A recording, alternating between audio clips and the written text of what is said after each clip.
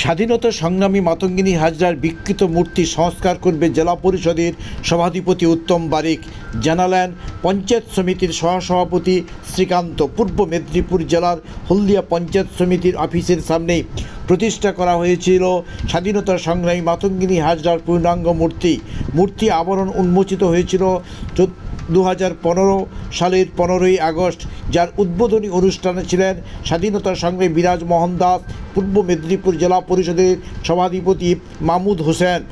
কিন্তু সেই মূর্তি গত রিবেল ঝড়ে বিকৃত অবস্থায় দাঁড়িয়ে রয়েছে।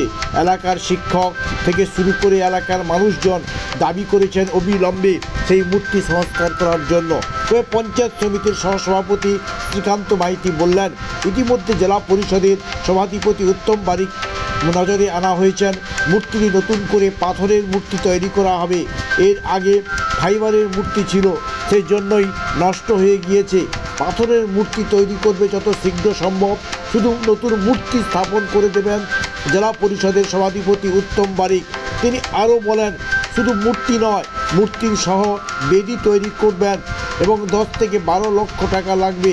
সমূহ খরচ জেলা পরিষদের সভাধিপতি উত্তম বারিক এ কাজ করে দেবেন বলে আশ্বাস দিয়েছেন।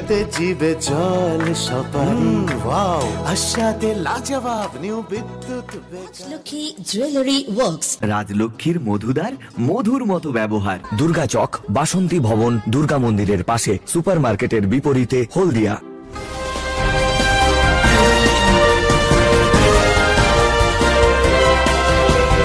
কিন্তু আরো দুঃখ পেলাম, দুঃখের সীমা আজকে অতিক্রান্ত করেছে আমাদের মাতঙ্গিনী হাজরার এই মূর্তি।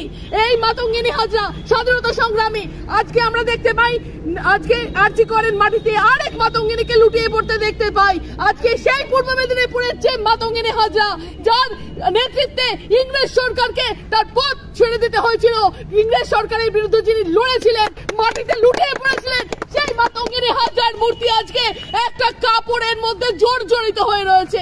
এই রাজ্যের মুখ্যমন্ত্রীর মুখ কবে অনেকদিন আগে তো পুড়ে গেছে, আজকে আমরা আবার পুড়িয়ে দিলাম এই মাতঙ্গিনী মূর্তির পদদেশে এসে এইরকম মূর্তি দেখে। কারণ মাতঙ্গিনী হাজরা শুধু মাতঙ্গিনী হাজরা নয়, আমাদের এই পূর্ব মেদিনীপুর জেলার গর্ব, আমাদের মেয়েদের উনি অঙ্গীকার, আমাদের মেয়েদের উনি একমাত্র মহিলা যিনি এই স্বাধীনতা সংগ্রামীদের প্রথম লড়িয়ে এসেছিলেন। পুলিশের গুলি তার বুকে মানে লেগেছিল, সেই সময় তাকে চীন মাটিতে লুটিয়ে পড়েছিলেন। সেই মাতঙ্গিনী হাজরার গান্ধী বুড়ি আজকে আমাদের এখানে কিভাবে জর্জরিত হয়ে বসে রয়েছেন। আমরা সত্যি খুব দুঃখিত, আমরা হতাশা আমাদের মধ্যে এই রকম ভাবে দেখবো আমরা ভাবিনি।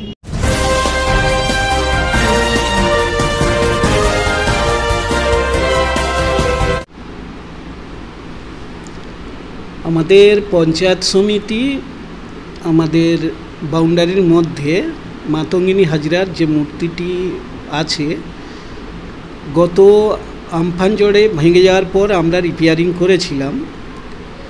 কিন্তু পরবর্তীকালে জসের ঝড়ে যেভাবে তার একটি হাত ক্ষতিগ্রস্ত হয়, আমাদের যারা মিস্ত্রি তারা দেখে আমাদেরকে যেটা বলেছেন যে এটা আর রিপেয়ারিং করা সম্ভব নয়। পরবর্তীকালে আমাদের জেলার সভাধিপতি মাননীয় শ্রী উত্তম বারিক মহাশয়, তিনি এই মূর্তি সহ বেদি তৈরি করে দেবেন বলে তিনি তার ডিপার্টমেন্টের ইঞ্জিনিয়ারদেরকে বলেছেন। এই কাজটি প্রসেস চলছে দ্রুততার সঙ্গে, হয়তো খুব তাড়াতাড়ি আমাদের কাজটি সম্পন্ন হয়ে যাবে। আমাদের পঞ্চায়েত সমিতির এই মূর্তিটি করার জন্য যে পরিমাণ অর্থের প্রয়োজন, আমাদের মাননীয় উত্তম বারিক মহাশয় প্রায় 8 থেকে 10 লক্ষ টাকা ব্যয়ে এই মূর্তিটি মার্বেল পাথরে তৈরি করে দেওয়ার জন্য উদ্যোগ নিয়েছেন।